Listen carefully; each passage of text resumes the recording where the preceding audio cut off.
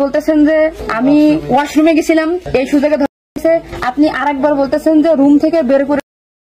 বাংলাদেশের আইন এখন এমন পরিস্থিতিতে গিয়ে দাঁড়িয়েছে যেখানে চোখের সামনে দিয়ে ঘুরছে কিন্তু কোনো শাস্তি হচ্ছে না। যেখানে তাদের ফাঁসির দড়িতে ঝুলানোর কথা সেখানে তারা পুলিশের হেফাজতে রয়েছে। একদিকে আমাদের ছোট বোন আসিয়া মৃত্যুর সাথে লড়াই করছে এবং অন্যদিকে তার বড় বোনের সঠিক জবাব শোনার জন্য সারা বাংলাদেশ অপেক্ষা করছে। এই কথাটা বলার পিছনে কারণ হচ্ছে সেই ঘটনার সময় সেই রাত্রে আসিয়ার বড় বোন সেখানে ছিল, কিন্তু আসিয়ার বড় বোন সেই কথাটা ঠিকমতো বলছে না। বলতেছেন যে আমি ওয়াশরুমে গেছিলাম, এই সুযোগে আপনি আরেকবার বলতেছেন যে রুম থেকে বের করে নিয়ে ধরছে।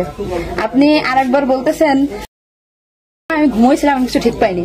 আমি আগের ভিডিওতে একটা কথা বলছিলাম যে আমাদের মা বোন নিজ ঘরেতেই সেফ নাই, আর এটাই তার প্রমাণ। আমি তো ওইটাই বলি না, আমি বলছিলাম আমি ঘুমাইছিলাম।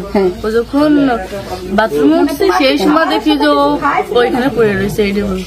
মানে এখন বাংলাদেশের সব মানুষের কানে সমস্যা হয়েছে, আপু এটাই বুঝাইতে চাইতেছে। উনি যখন প্রথম মিডিয়াতে নিজের বয়ান দেয় তখন বলছিল উনি রাতের বেলা ঘুমাইছে আর সারা রাত কোনো কিছু টের পায় নাই, কিন্তু সকালে যখন উঠছে তখন তার বোন রে দেখে খাটের নিচে পড়ে রয়েছে। কিন্তু এখন সে কথা ঘুরাই যাচ্ছে। এক জায়গা বলছে সেহরি খায় আমি ঘুমাইছি, তারপরে যখন বাথরুম করার জন্য উঠছি তখন আমি দেখি এই অবস্থা।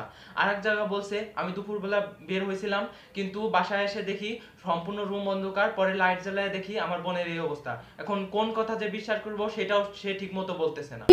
আসিয়ার বোন, আপনি ওইখানে ওই দিন ছিলেন এক ঘরের ভিতর, আপনার কথা মানে আপনি যা বলবেন সেটাই হবে। এই জন্য আপনাকে যদি ওরা ঘুমের ঘরে কিছু খাওয়াই থাকে আপনি বলবেন যে আমি আমাকে ঘুমের ভিতরে কিছু খাওয়াই দিচ্ছে, আমি ঘুমাইছিলাম, আমি কিছুই জানি না, আমি সকালে উঠে দেখছি এটা। দেখেন এখানে আর কিছু বলার নাই। যদি আমার মতামত শুনেন তাহলে আমার মাথার ভিতর তিনটা জিনিস এখন ঘুরতেছে।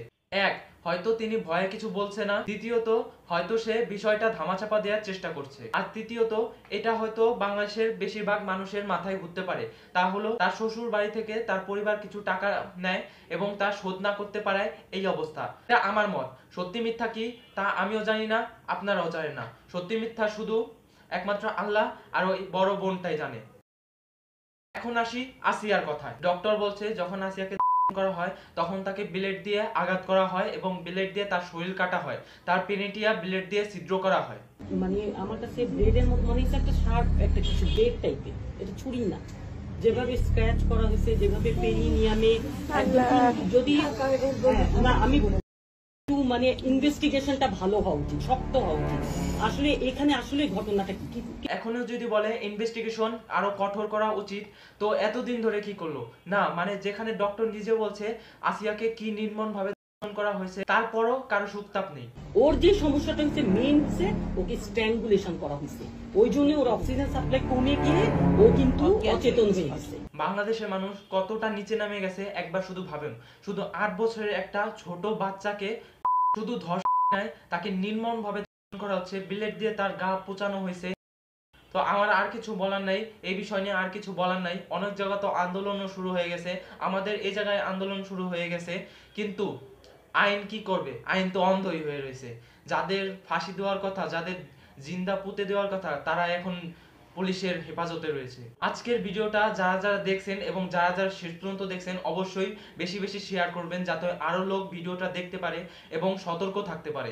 যারা এই বিষয় সম্পর্কে জানে না তারাও যাতে জানতে পারে এবং নিজের মা বোনদের পরিবারের সকলকে সতর্ক করে দিতে পারে। তার জন্য এই ভিডিওটা বেশি বেশি শেয়ার করবেন এবং বেশি বেশি কমেন্ট করবেন, আপনাদের মতামত কমেন্টে জানাবেন। তো সবাই ভালো থাকবেন, সুস্থ থাকবেন, তো সবাই সেফ থাকবেন। আসসালামু আলাইকুম।